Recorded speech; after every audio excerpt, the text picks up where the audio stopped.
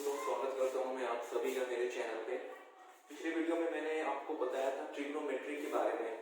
Trigonometry क्या होती है, इसमें किस चीज़ के बारे में हम पढ़ते हैं, कैसे एंगल और साइड का रिलेशन होता है, इन सब चीज़ों पे हमने बातें की थी। तो इसी चीज़ को आज कैरी करते हैं आगे, और मैं आपको कुछ एंगल्स के बारे में बताना चाहूँगा, क्योंकि आज मैं चाह रहा था कि आपको कुछ क्वेश्चंस बताऊँ इस पर, लेकिन इस पे क्वेश्चंस पे आने से पहले कुछ एंगल्स पे बात कर लेते हैं, क्योंकि एंगल्स बहुत ही ज़रूरी है। ठीक है, तो सबसे पहले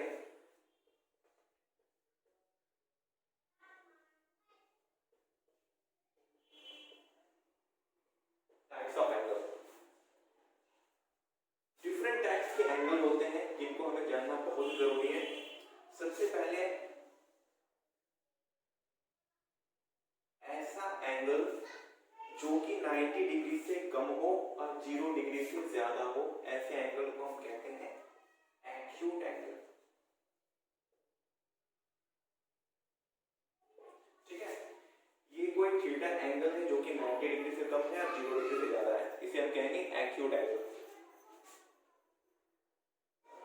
सेकंड जो है वो आप सभी को पता होगा,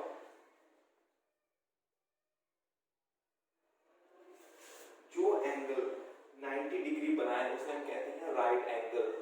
ठीक है,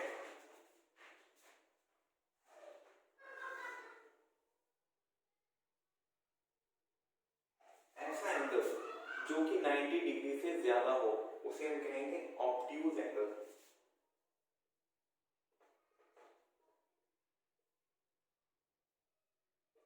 क्लियर है आपका? ये देखिए स्ट्रेट लाइन है, इस पे जो एंगल बन रहा है वो 180 डिग्री का बन रहा है। ऐसे एंगल को कहेंगे हम स्ट्रेट एंगल।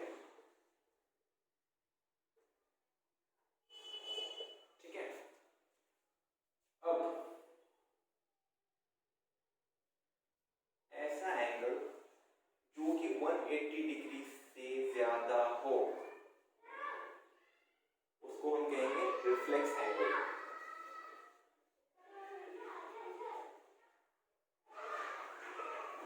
क्लियर है? लास्ट जो बचा है वो है, ये कितने एंगल का बन रहा है? 360 डिग्री।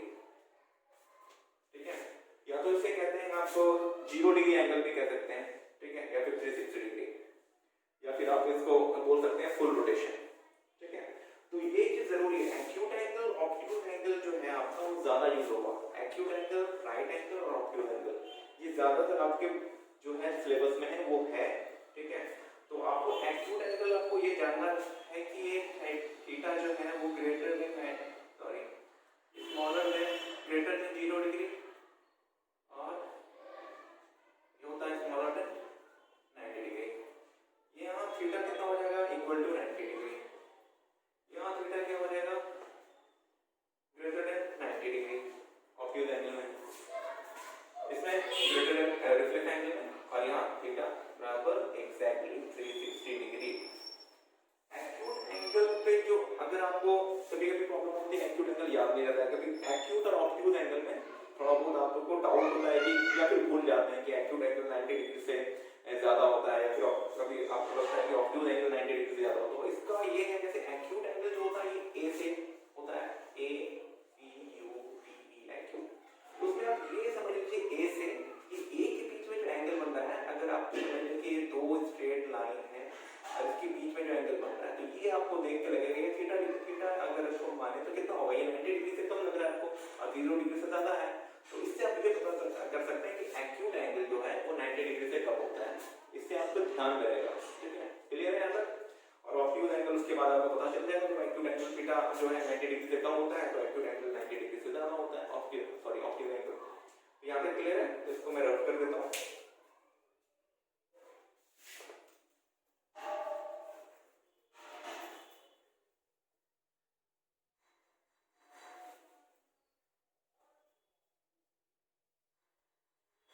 इसके बाद जो मैंने प्रीवियस क्लास में जो आपको बताया था, वो बताया था मैंने रेशियो के फॉर्म में sine theta, cos theta, tan theta.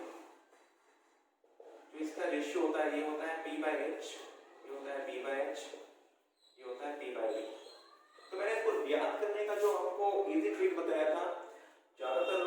इसलिए ऐसे करके याद करते हैं, जैसे P बाय H लिख दिया, B बाय H लिख दिया, P बाय B लिख दिया। तो ज्यादातर लोग जो याद रखते हैं वो पंडित बद्री प्रसाद हर हर बोल।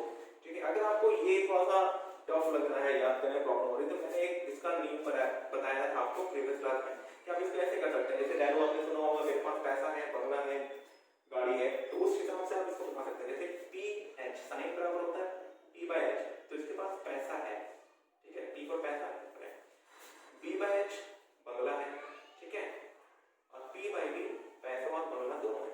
तो tan थीटा के पास पैसा बंगला दोनों है, cos थीटा के पास बंगला है, sin थीटा के पास पैसा है, ठीक है। तो इसे आप इजीली ऐसे याद कर सकते हैं, जो कि आगे आप यूज होगा, तो फिर मैं उसको बताऊंगा क्वेश्चन में। तो आइए इसके बाद मैं आपको डायरेक्ट क्वेश्चन पे ले जाता हूँ, क्योंकि आपने एंगल समझ लिया और साइन थीटा से रेशियो वाला जो फॉर्मूला है वो आपको क्लियर हो गया है। तो इस पे क्वेश्चन पे आते हैं। तो ये है आपका पहला क्वेश्चन, ठीक है। इसमें दिया हुआ है in triangle ABC right angle at B, AB बराबर दिया हुआ 24 सेंटीमीटर, BC बराबर 7 सेंटीमीटर। तो डिटरमाइन करना है हमें क्या, sin A cos A sin C cos A। तो सबसे पहले हम प्रॉब्लम को समझेंगे। इसमें लिखा हुआ है triangle ABC right angle at B, यहां पर फोकस करें, राइट एंगल एट B मतलब B पे राइट एंगल बना रहा है। ये डायग्राम ऐसे बनेगा इसका,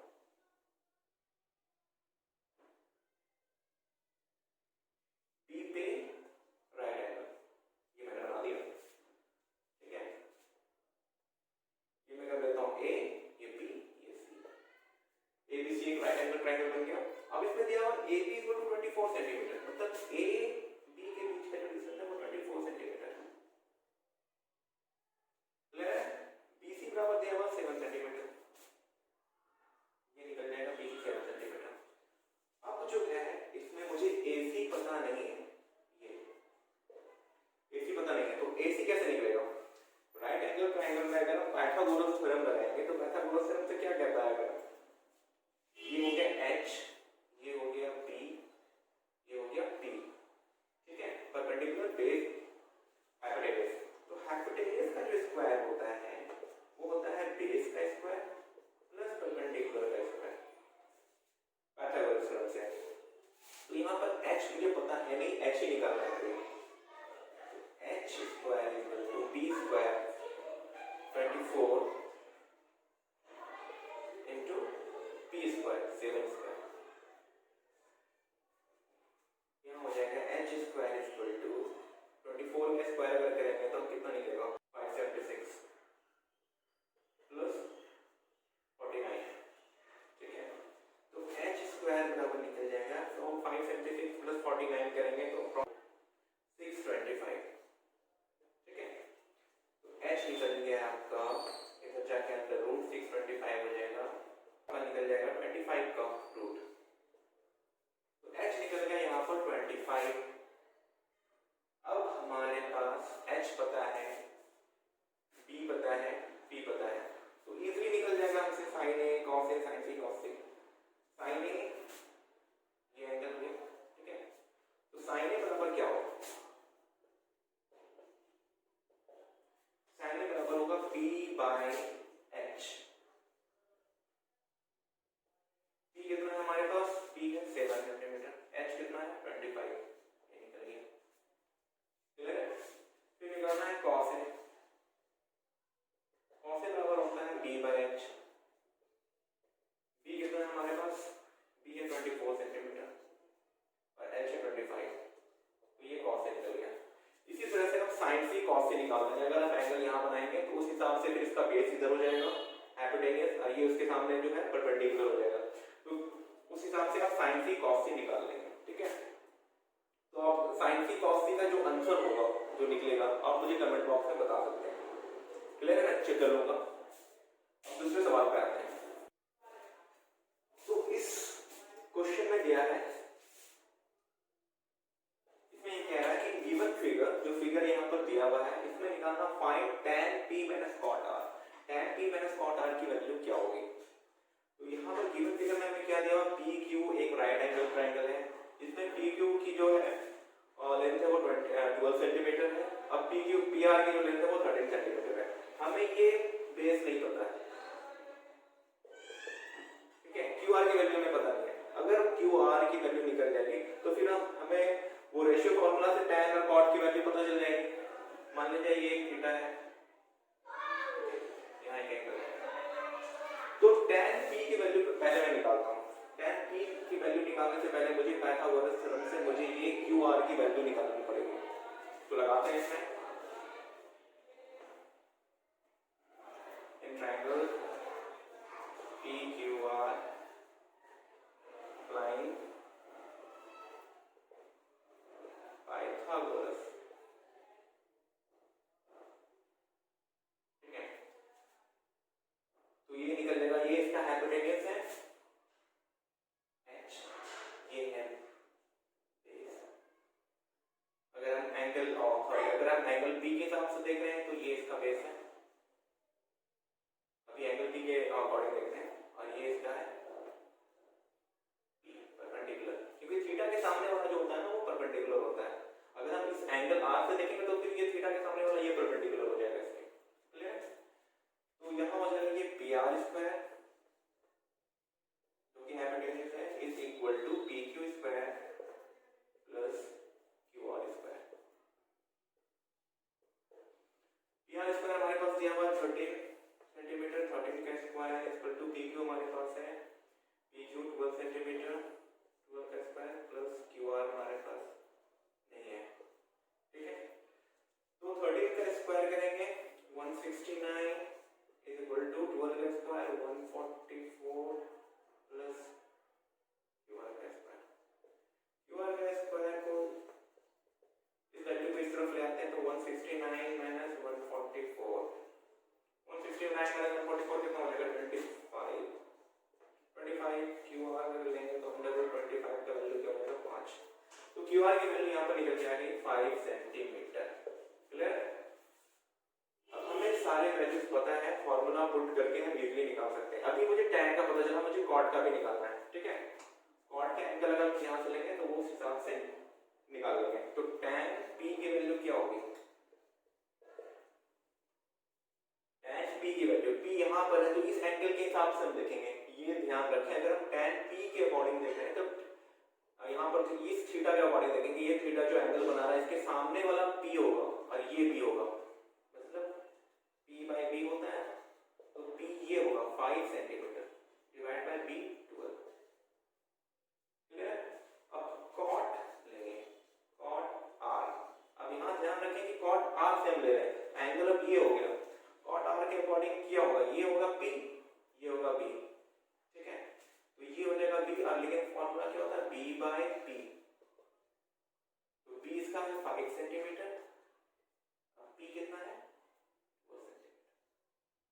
तो tan p और cot r की वैल्यू सेम आई है, अगर हम tan p minus cot r करेंगे तो क्या आएगा,